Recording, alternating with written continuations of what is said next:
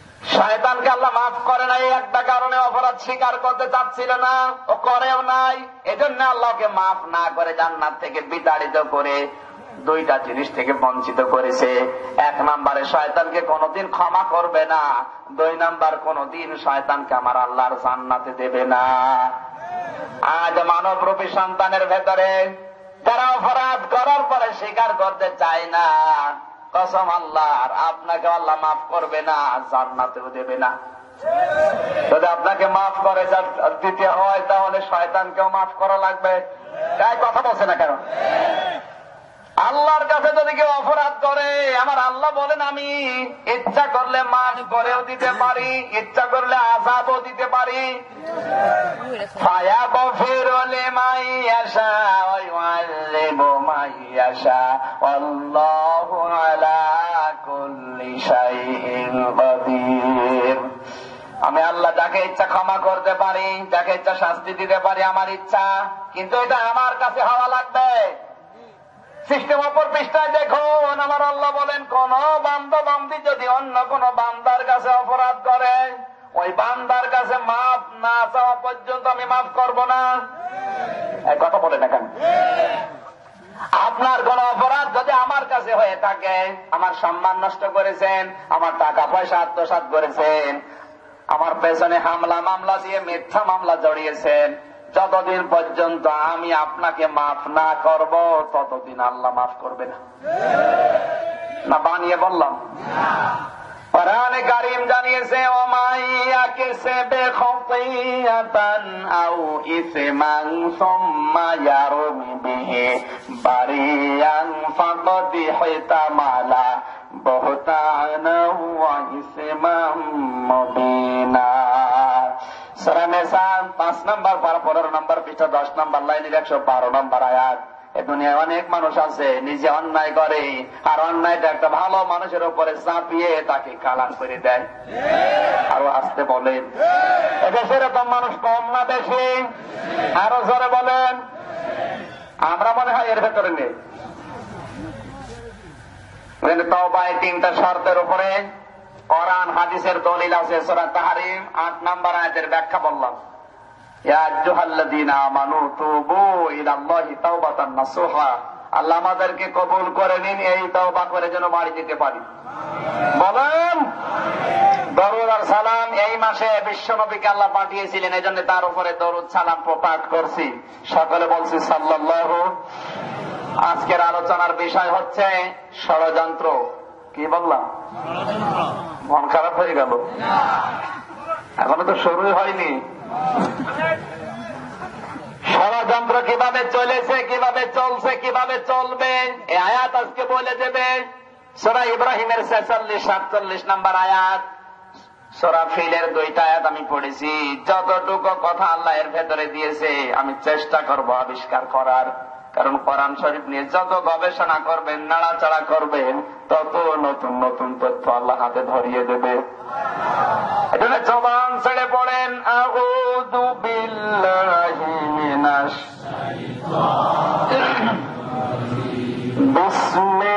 বিসমিল্লাহির রাহমানির রাহিম।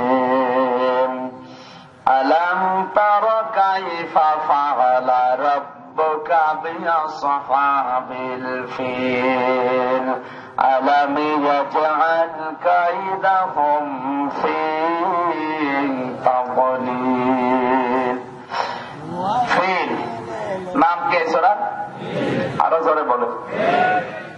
অনেকে মনে করছে ফিল যখন পড়েছেন, ফিল মানে যাও তো পাওয়া যায় না। পাওয়া যায়? সচরাচর পাওয়া যায়। ফিল মানে কি? হাতি। হাতি যেহেতু পাওয়া যায় না, আওয়াজ কমে যায় কেন? মাইকের কানে আওয়াজ দরকার ভাই। দুই দিককার মাইক দুইটা আমার কানের দিকে দেন, এমনিতে গলা ব্যথা করছে। নাকি শেষ করে দেব? আমার ভাইরা, কোরআন শরীফ যেভাবে শুনতে হয় আরো অ্যাক্টিভ হওয়া লাগবে। এদিকে তাকান। ফিল মানে হাতি। যারা মনে করছেন সচরাচর পাওয়া যায় না, হুজুর হয় সুন্দরবনে যাক অথবা চিড়িয়াখানায় যাক, এখানে আলোচনা করে তেমন লাভ হবে না। কিন্তু এই সূরার ভেতরে আমার আল্লাহ এত কথা জানিয়েছেন, আমার মনে হয় বাংলাদেশের অবস্থা দেখে দেখে আল্লাহ এই সূরা নাযিল করছে। আজ খাপের খাপ মুনতাজের বাপ মিলিয়ে যাবে, কথা বলছেন এখন। আলাম তারা কাইফা ফাআলা রাব্বুকা বিআসহাবিল ফিল, হে নবী আপনি কি হাতিওয়ালাদের সাথে আপনার রবের ব্যবহার লক্ষ্য করেছেন? এখানে কিন্তু আল্লাহ তারা শব্দটা দিয়েছেন। তারা মানে এই চোখ দিয়ে দেখা, তারা মানে কি বলেন? অথচ এই সূরাটা, এই ঘটনাটা তৈরি হয়েছে, সৃষ্টি হয়েছিল বিশ্ব নবী জন্মের 50 দিন আগে। নবীজি দুনিয়ায় আসার 50 দিন আগে ঘটনা ঘটে গেছে। নবী কি দেখেছে? জোরে বলেন। তাহলে তারা শব্দ আল্লাহ দিলে কেন? ভুল। জিনা মানে এখানে আসে, তারা মানে চোখ দিয়ে দেখা। আল্লাহ নাজারা দিতে পারতেন। আলাম নাজারা কাইফা ফাআলা, নাজারা না দিয়ে তারা দিলেন কেন? মুফাসসিরিন ইকরাম যতগুলো কওল দিয়েছেন তাফসীরে তাবারী থেকে বলছে, 1 নম্বরে কওলে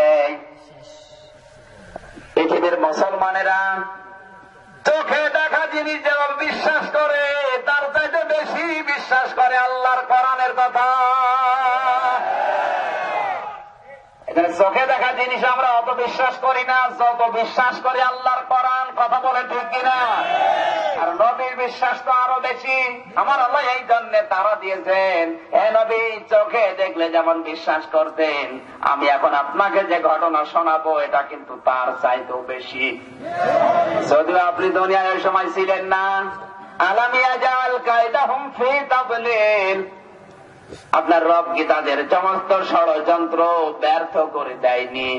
আল্লাহ নিজে বলছেন ষড়যন্ত্র, আমি কি বলবো? ষড়যন্ত্র করেছিল, সব ষড়যন্ত্র আমার আল্লাহ নিজের হাতে ব্যর্থ করে দিয়েছেন। ওরা আপনার বিরুদ্ধে যত ষড়যন্ত্র করবে আগে আমি আল্লাহ ওই পথ আগেই করে রেখেছি। এখানে ওদের ষড়যন্ত্র যত বেড়ে যাবে আপনার পথ তত উন্মুক্ত হবে। সুবহানাল্লাহ বলতে পারেন না? নবীজি কিন্তু দুর্বল হয়ে গেলেন, কারণ জেলখানা থেকে সবে মাত্র বের হয়েছেন। আবার দারুন নদওয়ার বৈঠকে আবু জেহেল তাড়াতাড়ি করে তড়িঘড়ি করে সাধারণ আইনের তোয়াক্কা না করে আল্লাহর নবীকে জেলখানায় দেওয়ার ষড়যন্ত্র শুরু করে দিয়েছে। আমার ভাইরা, নবীকে আল্লাহ জানাচ্ছেন, হে নবী আপনি কি জানেন কি ব্যবহার আমি করেছিলাম? কোন আয়াত বুঝতে হলে তার শানে নজুল জানতে হয়। তাফসীরে মুনীরের ভেতরে যেটা লেখা আছে কান খাড়া করে শুনবেন, কারণ কোরআনের আয়াত যদি কাউকে হেদায়েত দিতে না পারে ওর কপালে আর হেদায়েত নেই। কথা বলে না কেন? ইয়ামেন দেশের জালিম বাদশা আবরাহা চিন্তা করেছে কাবা শরীফ একটা কালো গিলাফ দিয়ে মোড়ানো। তাম দুনিয়ার মানুষেরা ওখানে যায় তাওয়াফ করার জন্য, টাকা পয়সা দিয়ে আসে। আমি একটা যদি কাবা বানাতে পারি আমারও ব্যবসা সফল হবে। এজন্য নিজের কাবা বানিয়েছে সোনা দানা হীরা জহরত দিয়ে, দুনিয়াকে ঘোষণা দিয়ে দিল ওই দুর্বল কাবার ইবাদত করে লাভ নেই। আমি স্বর্ণ দিয়ে রূপা দিয়ে কাবা বানিয়েছি, তোমরা আসো আমার এই সবল কাবার তাওয়াফ করো। কিন্তু কেউ আসে না। 7 জন যুবক মিলে চিন্তা করেছে তোর কাবার 12টা বাজাবো। গভীর রাজনীতিতে কাবার দরজা ভেঙে ভেতরে ঢুকে একেবারে 7 জন মিলে গণহারে পায়খানা। 7 জনের পায়খানা পাহাড়ের মতো লাগছে। কাবা শরীফ সকাল বেলাও গেছে, নাম দিয়েছে কলাইস। নতুন কাবার নাম কে? কলাইস। তাফসীরে ইবনে কাসির এটা আছে। যাবার পরে তাওয়াফ করে দেখে গন্ধ বের হয়, চিন্তা করে কাবার ভেতরে গন্ধ। দরজা খুলে দেখে কাজ শেষ। তাড়াতাড়ি করে লোকজন দিয়ে পরিষ্কার করেছে। চিন্তা করছে, ইস্যু তালাশ করছে, আমার এই কাবায় যারা পায়খানা করেছে এই কাবার প্রতিশোধ যদি নিতে হয় ওই কাবা ভাঙা লাগবে। আজ পৃথিবীর ময়দানে নিজের ক্ষতি নিজে করে অন্যের উপরে দোষ চাপায়। কাবা শরীফ যেহেতু পায়খানা দিয়ে পরিপূর্ণ, তাড়াতাড়ি পায়খানা পরিষ্কার করে সোনা দানা যা ছিল মূল্যবান জিনিসগুলো ওখান থেকে নিয়েছে, নিয়েই ক্ষান্ত হয়নি, নিজে রাতের বেলা নিজের কাবায় আগুন লাগিয়ে দিয়েছে। নিজের কাবায় নিজে আগুন দিয়ে ইস্যু তৈরি করে অন্যের কাবা ভাঙার ষড়যন্ত্র, এই বুদ্ধি সর্বপ্রথম আব্রাহার মাথার ভেতরে এসেছিল। আজ পৃথিবীতে নিজের ক্ষতি করে অন্যের উপরে চাপিয়ে, নিজের ক্ষতি করে অন্যের উপরে চাপিয়ে কালার করা, ধ্বংস করার যে ষড়যন্ত্র, এটা আব্রাহার চিন্তা। এদেশে কারো বেড়ে নিয়ে চিন্তা আসে না? কত মানুষের ব্রেন এখন আব্রাহা হয়ে গেছে, ও নিজেও জানে না। মিলাবেন, খাবে খাবে মিলে যাবে। 60,000 সৈন্য নিয়ে হাতির বাহিনী নিয়ে আসতেছে, কাবা শরীফ ধ্বংস করবে। ধ্বংস করার জন্য ওয়াদি মুহাসসার নামক জায়গায় এসেছে। চিন্তা করছে কাবা একবারে ধ্বংস করা যাবে না, যারা দায়িত্বে আছে আগে তাদেরকে দুর্বল করা লাগবে। কাবার মেন দায়িত্ব ছিলেন বিশ্বনবীর দাদা আব্দুল মুত্তালিব। আগেই তার গরু ছাগল উট ভেড়া যেগুলো সব সিজ করেছে, সবগুলো আগেই ডাকাতি করে নিয়ে এসেছে। আব্রাহার বাদশা খবর দিল, ডাক দাও আব্দুল মুত্তালিবকে। আব্দুল মুত্তালিব এসে বলে, আমার ছাগল ভেড়াগুলো আপনি দিয়ে দেন। বলে, তোমার বুদ্ধি আছে জানতাম, কিন্তু তোমার তো বুদ্ধি নেই। কেন? আমি মনে করেছিলাম তোমার এই সমস্ত গুলো আমি চিজ করলাম, তুমি মনে হয় কাবা ভাঙতে আমার নিষেধ করবে, কিন্তু তুমি তো নিষেধও করো না, নিজের সম্পদ চাও। তুমি তো উট ভেড়া গাধা গুলো যদি আমি চিজ করতে পারিও মানসিক ভাবে দুর্বল হয়ে যাবে, তখন আমার কাছে নত জানু হবে। আজ আপনার সন্তানের নামে যারা মামলা দেয়, আপনার ঘরে যারা আগুন লাগিয়ে দেয়, আপনার দোকানের শীত কেটে যারা চুরি করে, নিজের ছেলেটাকে যারা ধরিয়ে আবার 20,000 টাকা দিলে ছেড়ে দেয়, এদের চিন্তা ভাবনা এই আপনাকে দুর্বল করে ইসলাম থেকে খারিজ করে নিজের দলে নিয়ে যাওয়া।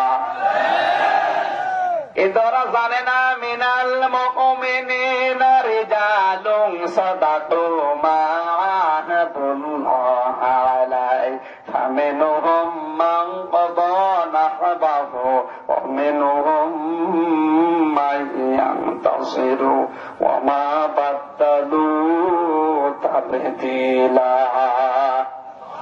আল্লাহ পাক বলেন, মুমিনদের অবস্থা তো এরকম, একটার পর একটা লাশ পড়বে, একটার পর একটার ফাঁসি হবে।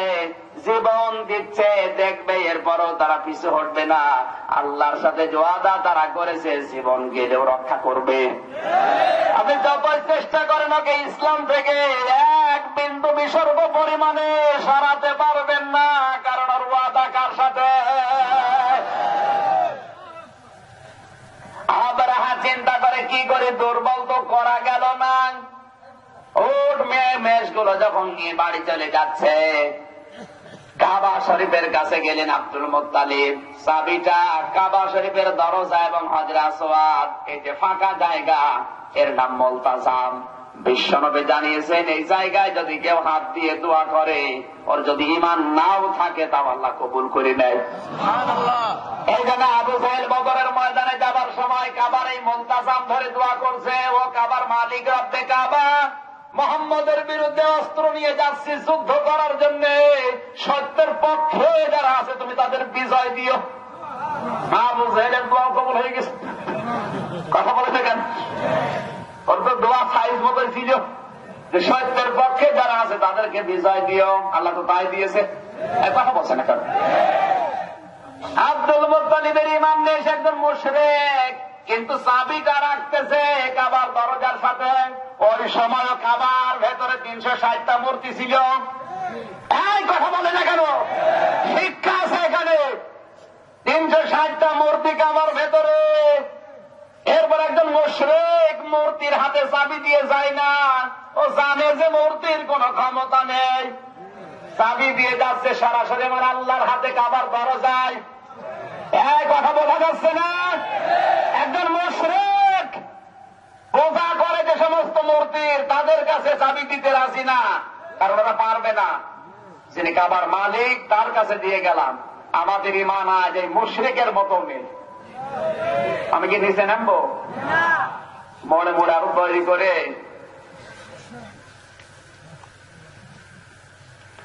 আমার ভাইরা নিজের বাল বাচ্চা বিবি আশপাশের লোকজনকে একটা পাহাড়ের ভেতরে তিনি আশ্রয় নিলেন। ডাক দিয়ে বললেন, এখানে আশপাশে কেউ থাকবে না, কারণ আল্লাহ গজব এখানে নাজিল করবে। আমি যেহেতু আল্লাহর হাতে তার ঘরকে দিয়ে গেলাম, এক আবার মালিক, আমার সাধ্যের বাইরে আমি পারলাম না, কারণ 60,000 পদাতিক বাহিনী, হাতির বাহিনী নিয়ে আসতেছে, ওর মোকাবেলা আমার দ্বারা সম্ভব না। আজ পৃথিবীতে ইসলাম যতটুকু আছে, কেউ যদি ধ্বংস করার জন্য আবরাহার মতো 8-7 করে আসে, পৃথিবীর মানুষের যদি সামর্থ্যের বাইরে চলে যায়, এই মাজলুম মানুষগুলো যখন আমার আল্লাহর কাছে দুহাত তুলে বলে, আল্লাহ আমরা আর পারলাম না, তোমারটা তুমি বাঁচাও, আল্লাহ পাক বলেন তখন আমি নিজে দায়িত্ব নিয়ে নেই। আমার ভাইরা, 60,000 হাতের বাহিনীর সামনে যেটা ছিল, নাম তার মাহমুদ। নাম কি? এই মাহমুদ নামক হাতিটাকে পিটাচ্ছে, যা সামনে যান। তাফসিরে লিখেছে, এত পিটানো পিটায়, ওর সামনে যেতে চায় না, চোখ দিয়ে পানি ঝরে, শরীর দিয়ে রক্ত পড়ে, আল্লাহকে ডাক দিয়ে বলে, রব্বুল আলামিন তোমার ঘর কাবা, আমার জীবন গেলেও আমি ভাঙতে যাব না। একটা বনের পশু হাতি, সে আল্লাহর কাবা ঘরের মর্যাদা দিয়েছে, কিন্তু বাংলাদেশের জাতীয় পশু সেইটা, ও কাবা শরীফ গালি দিয়েছে। কপাল ভালো ছিল যে জেলখানায় ছিল, বাইরে থাকলে জনগণ পশমও পেত না। কথা বলেন, নিচে নামা লাগবে।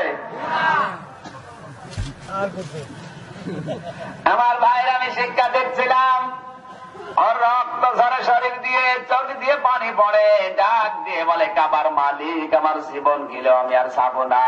সঙ্গে সঙ্গে আমার আল্লাহ ডাক দিয়ে বলে, আবাবিল জান্নাতের পাখি তোরা কই, জাহান্নাম থেকে 3টা করে কঙ্কর নিয়ে চলে যা। তাফসীরে মাফাসির লিখেছেন, প্রতিটি পাখির ঠোঁটে 1টা, 2 পায়ে 2টা করে পাথর ছিল, প্রতিটি পাথরে লেখা ছিল এইটা পড়বে অমকের ছেলে অমকের পিঠে। আল্লাহ বলেন, কাউস ফিম্মা গো, যার উপরে 1টা পাথর পড়ে জায়গায় ছানা পড়া হয়ে যায়। এই আসফন শব্দের শাব্দিক অর্থ হচ্ছে ঘাসের চর্বি। এমন অবস্থা তৈরি হয়েছে, কোনটা মাটি, কোনটা হাতি, কোনটা মানুষ আর চেনা যাচ্ছিল না। একটা পাখি এসে চিন্তা করছে, আমার ঠোঁটে যে পাথর, এটা পড়বে অমকের ছেলে অমকের পিঠে, কিন্তু সে শয়তানকে তো দেখি না, ও মানে আগেই পালিয়েছে। তাড়াতাড়ি করে ওর পেছনে ছুটতেছে পাখি।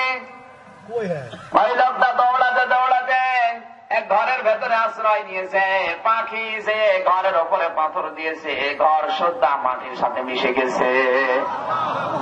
আজ তারা ইসলামের বিরোধিতা করছ, আমার আল্লাহ কিছু বলে না, ইন্না বাদশা রব্বিকা লাশাদীদ, আমি কাউকে কিছু বলি না, যদি ধরি তারে আর ছাড়ি না। আল্লাহর শাস্তি যদি এসে যায়, ঘরে না কবরে যেও মরা লাগবে। কয়েক মিনিটের ভেতরে সব শেষ হয়ে গেল। নবীজি জন্মের 50 দিন আগে ঘটনা ঘটে গেছে। আল্লাহর নবীকে আল্লাহ পাক ডাক দিয়ে বলে, হে নবী, আপনি আফসোস করেন জেলে যাওয়ার পর, কোন চিন্তা নেই, কোন ভাবনা নেই। এই কাবা শরীফ ধ্বংস করতে এসে আবু সাইদের পূর্বপুরুষ যারা, ওদেরকে আমি মাটির সাথে মিশিয়ে দিয়েছি। এই কাবার মালিক আমি আল্লাহ, আপনি আমার রাসূল, আপনাকে আমি আমার বিধান দিয়ে পাঠালাম। ওরা কাবা শরীফ দিয়ে ইনকাম করে খায়, উপায় করে খায়, আর কাবার মালিকের হুকুম মানে না। ওদেরকে বলে দেন, বেশি মাস্তানি, বেশি চিটারি করবা না, তোমার পূর্বপুরুষকে যেভাবে আল্লাহ সাইজ করেছে তোমাদের ওইভাবেই করবে। বিশ্ব নবীকে তড়ি ঘড়ি করে জেলখানায় দেওয়া লাগবে, এজন্য আবু জেহেল সাধারণ আইনের তোয়াক্কাও করে নাই। বাংলাদেশে যেখানে আইন পাশ হয় তার নাম সংসদ ভবন, ভারতে যেখানে আইন পাশ হয় তার নাম লোকসভা, আমেরিকায় যেখানে আইন পাশ হয় হোয়াইট হাউস। আবু জেহেল যেহেতু সরকারে আছে, ওরও একটা সংসদ ভবন ছিল, নাম তার দারুন নাদওয়া। তাড়াতাড়ি করে কয়েকটা মন্ত্রীকে এক জায়গায় নিয়ে সাধারণ আইনে তোয়াক্কা করে নাই, আইন পাশ করেছে 3টা অপশন রেখে। 3টা কয়টা? আরো জোরে। আল্লাহ রাব্বুল আলামিন বলেন, হে নবী আপনি তো কায়দা শোনেননি, ষড়যন্ত্র দেখেননি, চিন্তা করবেন না, তাকান আপনার বিরুদ্ধে কি হয়েছিল। وَإِذْ يَمْكُرُ بِكَ الَّذِينَ كَفَرُوا لِيُثْبِتُوكَ أَوْ يَقْتُلُوكَ أَوْ يُخْرِجُوكَ وَيَمْكُرُونَ وَيَمْكُرُ اللَّهُ وَاللَّهُ خَيْرُ الْمَاكِرِينَ। সবাই বলেন আল্লাহু আকবার। ভালোভাবে কান লাগাবেন, এখানে শিক্ষা বের হবে। আমি শুধু হাফিজ বলার জন্য বলছি না।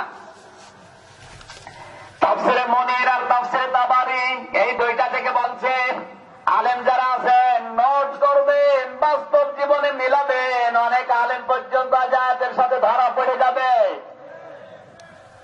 আমার ভাইরা,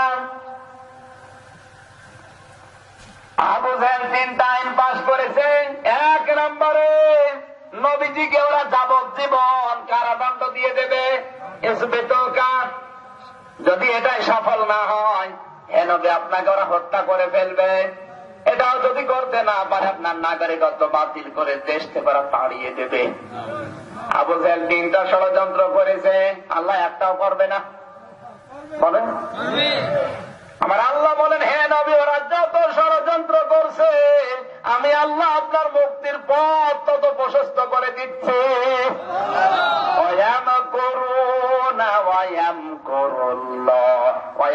এটা মজাবের আলোচনা, বর্তমান ভবিষ্যৎ, প্রেজেন্ট ফিউচার। শুধু আপনাকে না, কিয়ামত পর্যন্ত যাদের বিরুদ্ধে এই 3টা ষড়যন্ত্র হবে আমি আল্লাহ তাদের এন্টি ষড়যন্ত্র তৈরি করে রাখবো। কারণ আল্লাহ খায়রুল মাকিরিন, আমি আল্লাহ সবচাইতে বড় কৌশলী। ওরা 50 বছর পরে কি রায় দেবে, কি সিদ্ধান্ত নেবে ওরা জানে না, কিন্তু আমি আল্লাহ। কথা বলেন না কেন? তড়িঘড়ি করে আইন পাশ করে আবু জেহেল 3টা। প্রথম বছরে নজরবন্দি করেছে নবীকে, শুধু বিশ্ব নবীকে না, আল্লাহর নবীর 52 জন লোক ছিল ওই সময়। 42 জন সাহাবী, 11 জন সাহাবিয়া। সে সময় দিয়ে এই মানুষগুলোকে নজরবন্দি করে ফেলেছে।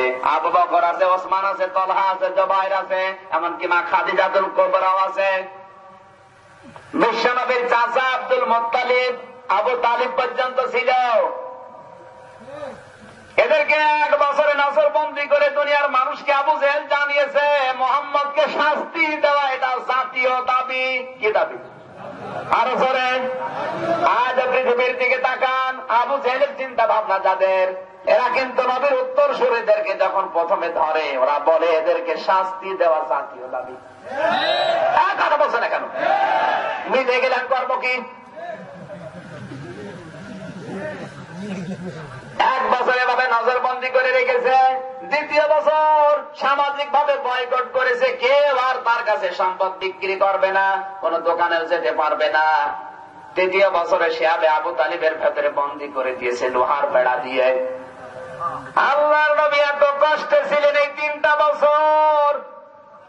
বিশ্ব নবী বলেন আমাদের প্রসাব বন্ধ হয়ে গেছে, পায়খানা হতো ছাগলের নাভির মতো। এত কষ্ট সহ্য করে আছে, আমার আল্লাহ মনে হয় বসে আছে?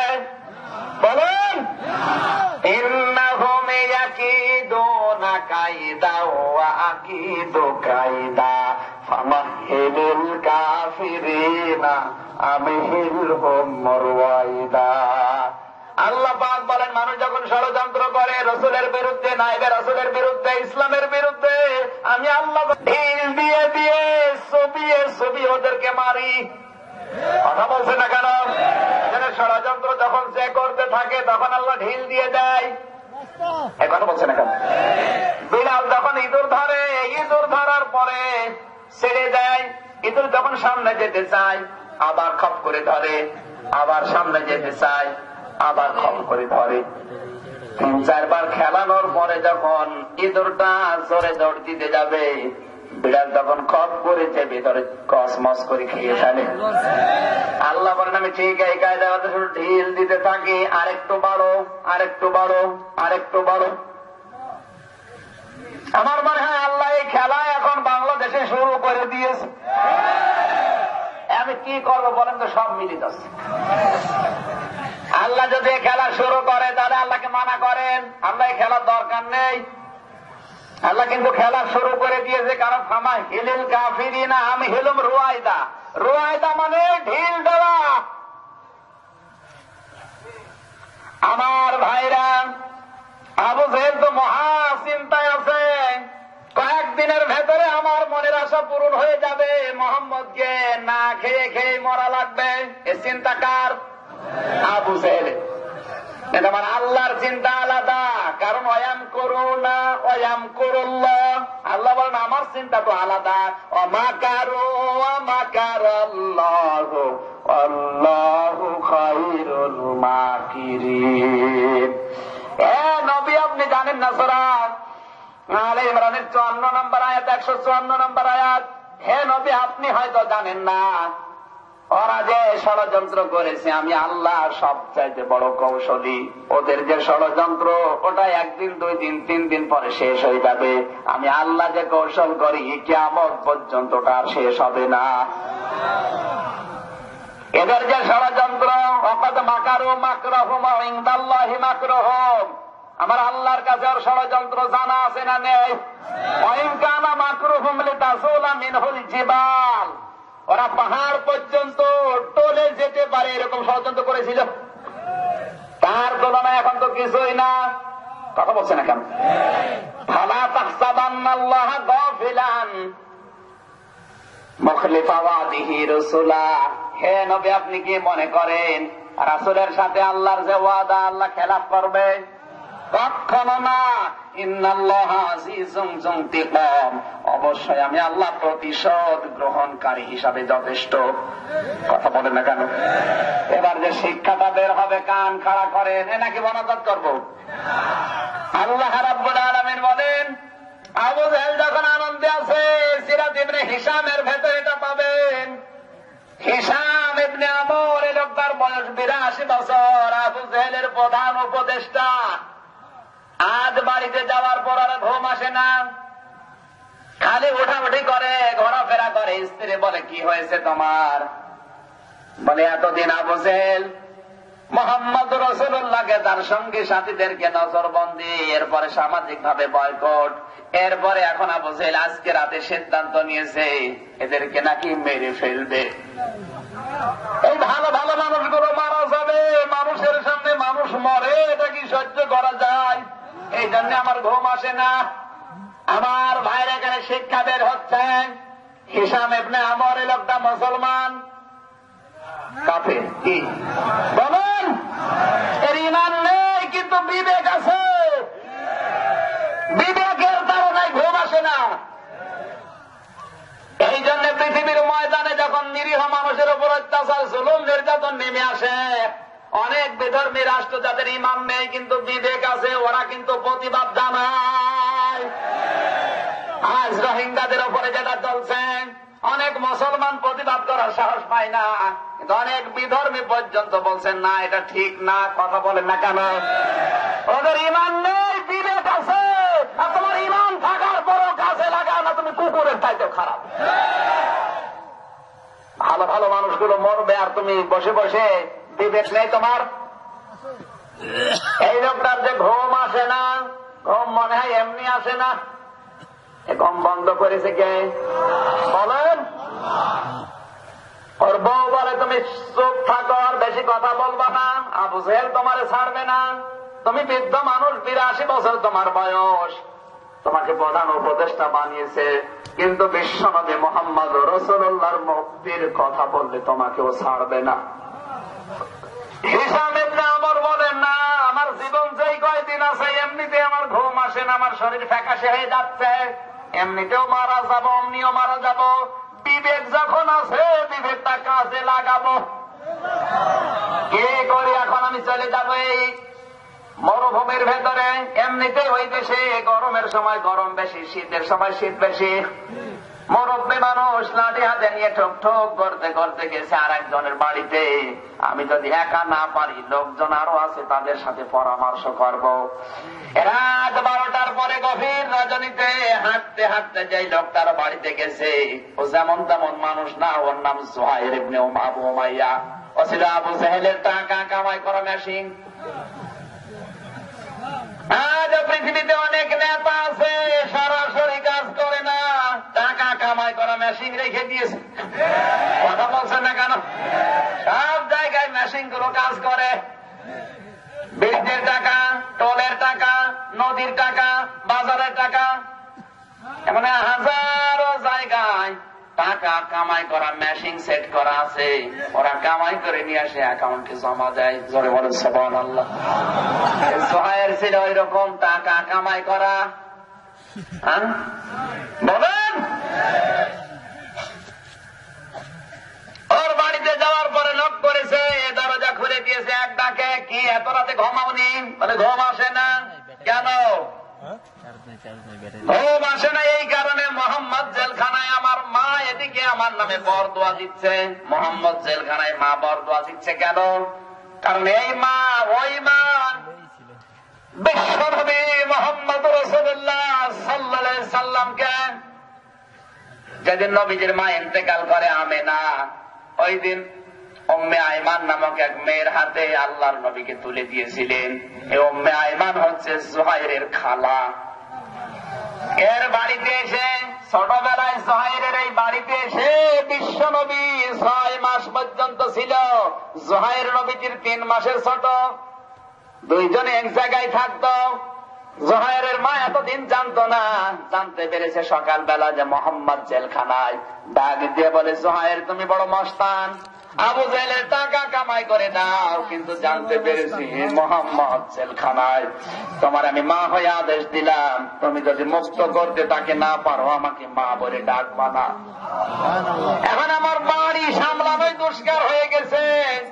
মাকে যদি বাঁচিয়ে রাখতে হয়, মায়ের কথা মানতে হয়, তাহলে আমাকে মোহাম্মদ মুক্ত করার আন্দোলন করা লাগবে। বলে আমিও এসেছি ওই কারণে। দুইজন দিয়ে হবে না, তোর আমরা আর একজনের কাছে যাই। আর একজনের কাছে গেছে, তার নাম ছিল মতিঈম ইবনে আদি। এই লোকটা ছিল সন্ত্রাসী, আবু জাহেলের মানুষ খুন করার মেশিন। আজ পৃথিবীতে অনেক নেতা এমন আছে, নিজে কিচ্ছু করে না, মেশিন বানিয়ে রেখেছে। কথা বলছে না কেন? এলাকায় মেশিন নেই,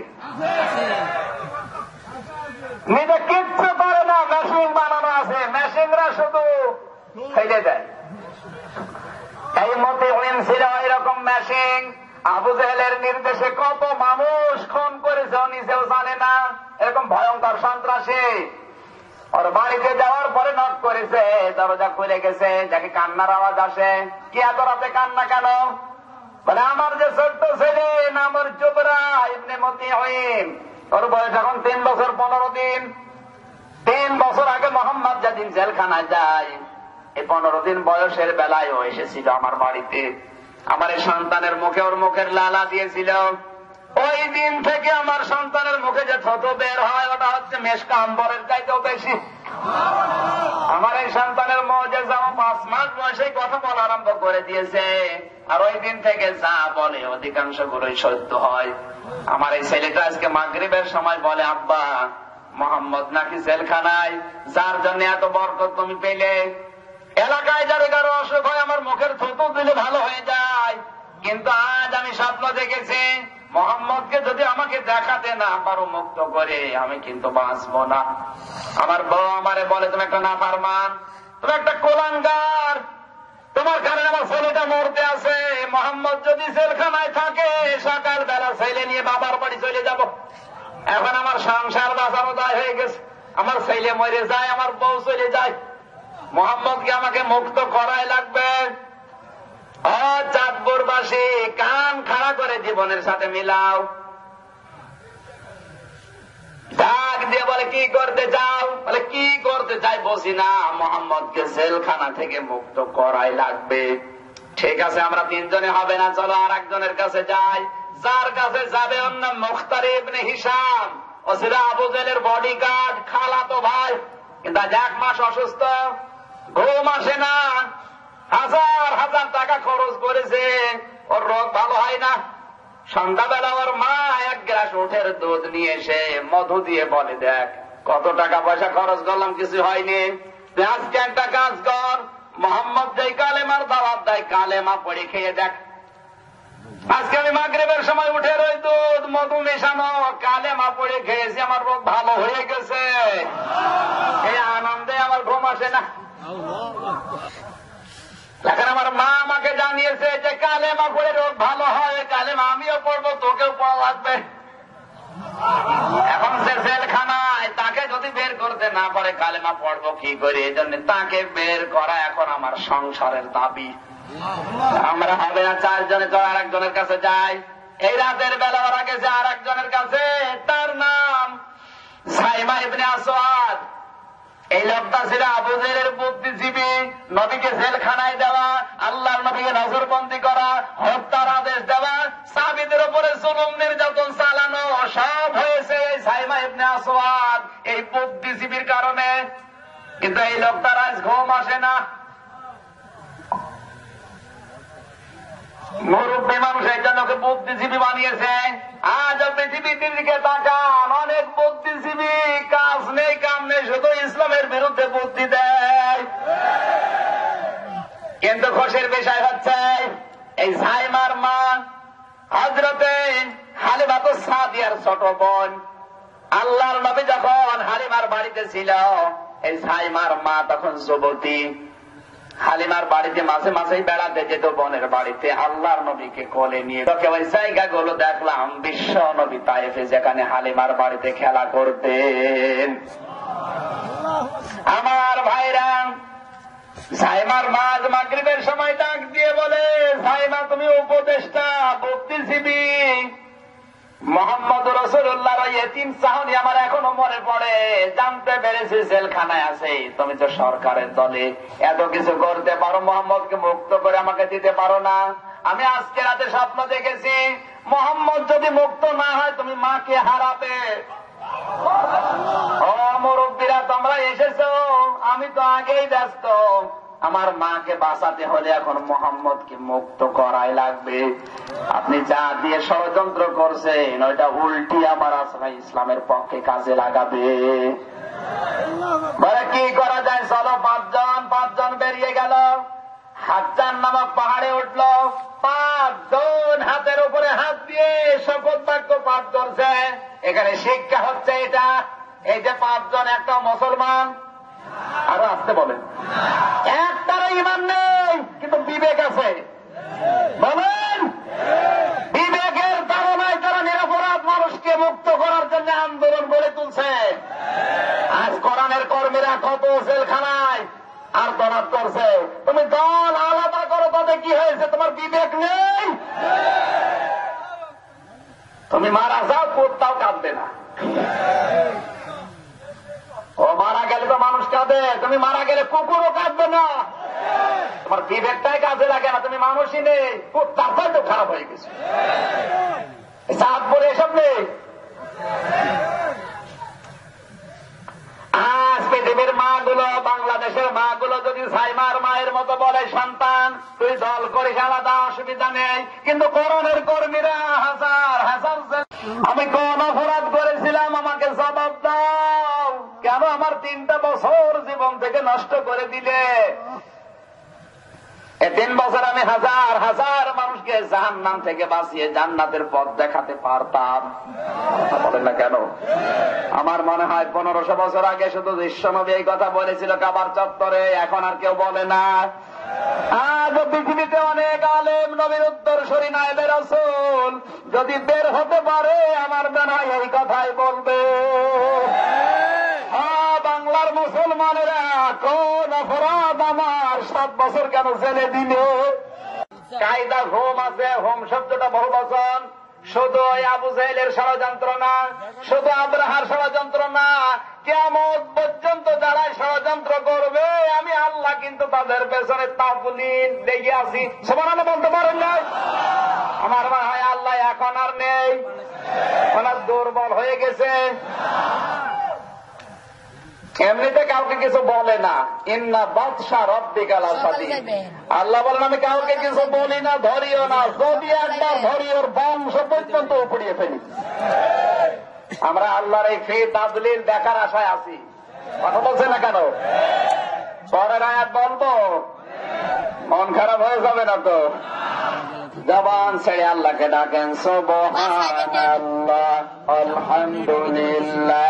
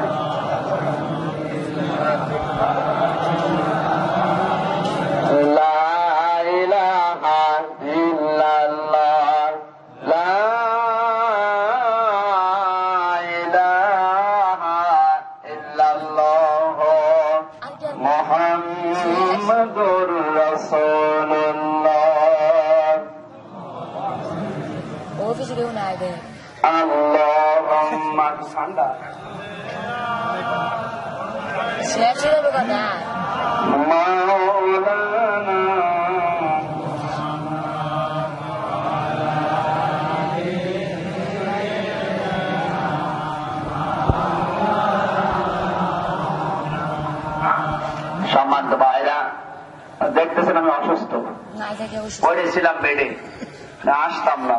শুধুমাত্র চাঁদপুর, কুমিল্লা এই দুই জেলার নাম শুনলে আমি আর থাকতে পারি না। বাড়ি থেকে আমার মা বলছে যাওয়ার দরকার নেই, পাওয়ারওয়ালা বড়ি দিয়েছে 500 পাওয়ারের, এমনিতে মানুষ দুর্বল হয়ে যায়। আর একাধারে চলছে 7 দিন, এদের খুব অবস্থা খারাপ, গলা এমনিতেই ব্যথা করছে। তারপর আস্তে আস্তে অনেক দেরি হয়ে গেছে, একটা মাহফিল একটু ঝামেলায় পড়েছিলাম। আজকের মতো একটু মাফ করে দেন। আগামী কয় তারিখে যেন মারুকা মাহফিল আছে, মারুকা 19 তারিখে, 19 মারুকা আছে। ওই দিন একটা বিষয় নতুন করে সাজিয়ে বলবো। আজকের মতো বিদায় নিচ্ছি। আমার সেদের অবস্থা ভালো না, বেশি চাপ দিলে শেষে গরু দিয়ে চাষ করবেন, গরুই মরে যাবে। آمين بارك الله لنا ولكم في القرآن العظيم اللهم آمين ربنا ظلمنا أنفسنا وإن لم تغفر لنا وترحمنا لنكونن من الخاسرين আল্লাহ তাআলা সারা রাত যদি সূরা ফিল আমি এদেরকে ব্যাখ্যা করে বোঝাতাম, কেউ চলে যেত না কোরআন শোনার জন্য। এই চাঁদপুর কুমিল্লার মানুষগুলো এত পাগল আমি জানতাম না। সারা রাত যদি এদেরকে তোমার কোরআন বোঝানো যায়, এরা ঘুম বাদ দিয়ে শুনবে। এদের এই আকতি, এই আকাঙ্ক্ষার দিকে তুমি তাকাও, এদের জিন্দেগির গুনাহগুলো ওমরের মতো মাফ করে দাও। 4 দিন তাফসীরুল কোরআন মাহফিল বারগাঁও ইসলামী পাঠাগার সমাজ কল্যাণ পরিষদের উদ্যোগে সমাপনী রজনীর এই হাজার হাজার জনতা তোমার শাহী দরবারে হাত তুলেছে। আল্লাহ তাআলা মেহেরবানি করে এদের দিকে তাকাও, এদের হাতের দিকে, মুখের দিকে তাকিয়ে মাফ করে দাও। 4 দিনের মাহফিলের সওয়াব যদি দিয়েই থাকো, কোটি কোটি করে বাড়িয়ে দাও। কিয়ামতে জিনিসও বারিশ করে জান্নাতে নিয়ে যাবে, ওই নবীর রওজায় পৌঁছিয়ে দাও। দুনিয়ার মাটির নিচে যারা ঈমান নিয়ে ঘুমিয়ে গেছে, আল্লাহ এদেরকে ক্ষমা করে দাও। মা বাপ যারা হারিয়ে ফেলেছে, আল্লাহ মেহেরবানি করে আমাদের মা বাপকে মাফ করে দাও। রব্বুল আলামিন, কোরআনের এই মাহফিলের জন্য তোমার যে বান্দা বান্দিগুলো পরিশ্রম দিয়েছে, আল্লাহ কেউ টাকা দিয়েছে, কেউ পয়সা দিয়েছে, কেউ শ্রম দিয়েছে, কেউ পরামর্শ দিয়েছে, কেউ সময় দিয়েছে, যে যেই কায়দায় কোরআনের মাহফিল সফল করার জন্য দূর দূরান্ত থেকে এসেছে, আল্লাহ এদের প্রতিটি কদমে কদমে নেকি দিয়ে দাও।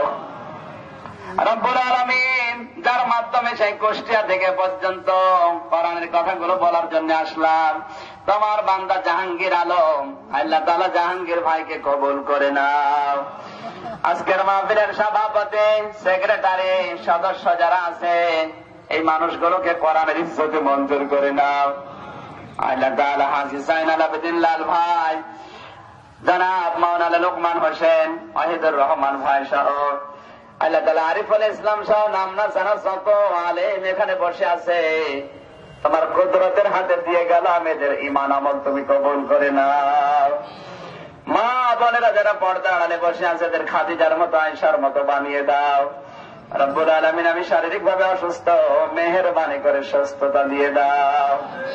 কোরআনের কথাগুলো বলার জন্য যে যোগ্যতা দরকার, যে জ্ঞান দরকার, যে কণ্ঠ দরকার, শরীর দরকার, মেহেরবানি করে বাংলার জমিনে কোরআন প্রচারের জন্য দিয়ে দাও। রব্বুল আলামিন, বাংলার মুজাদ্দিদ চাও যতগুলো আলেম আর ষড়যন্ত্রের কবলে আল্লাহ, কোরআনের মাহফিলে তোমার শাহী দরবারে দোয়া করি, নবীজির বিরুদ্ধে ষড়যন্ত্র হয়েছিল তুমি নিজে রক্ষা করেছ, নায়েবে রাসূলদের বিরুদ্ধে যে ষড়যন্ত্র হচ্ছে মেহেরবানি করে তুমি নিজে রক্ষা করো। আল্লাহুম্মা হাব্বিব ইলাইনাল ঈমান وسجله في قلوبنا وكره إلينا الكفر والفسوق والعصيان واجعلنا من الراشدين। আল্লাহ তাআলা বারগাঁও, চাঁদপুর মতলব এলাকায় মাটির নিচে যত মানুষ ঘুমিয়ে আছে এই মানুষগুলোর কবরে তুমি জান্নাত বানিয়ে দাও। কোরআনে কারিমের আলোচনার সওয়াবগুলো কবরে কবরে পৌঁছিয়ে দাও। এলাকার কবরগুলো তুমি প্রশস্ত করে দাও। তোমার যে বান্দাগুলো এখানে আলোচনা রেখেছেন, জনাব মাওলানা শাইখুল ইসলাম শায়েখ, জনাব মাওলানা ফখরুদ্দিন আহমেদ, জনাব মাওলানা আব্দুর রশিদ আহমেদ, জনাব মাওলানা লোকমান হোসেন, যত আলেম এখানে কথা বলেছে প্রত্যেকটি আলেমকে কোরআনের জন্য মঞ্জুর করে নাও।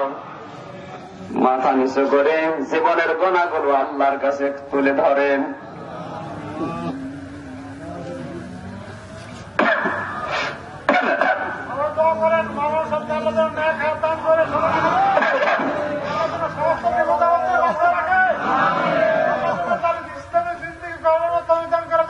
রব্বুল আলামিন, তোমার যে বান্দাগুলো বান্দিগুলো যে যা চেয়েছে মনের যায় যাসনা কামনাগুলো পূর্ণ করে দাও। আল্লাহ তাআলা আমার মা বাপকে মাফ করে দাও, আমার স্ত্রীকে মাফ করে দাও।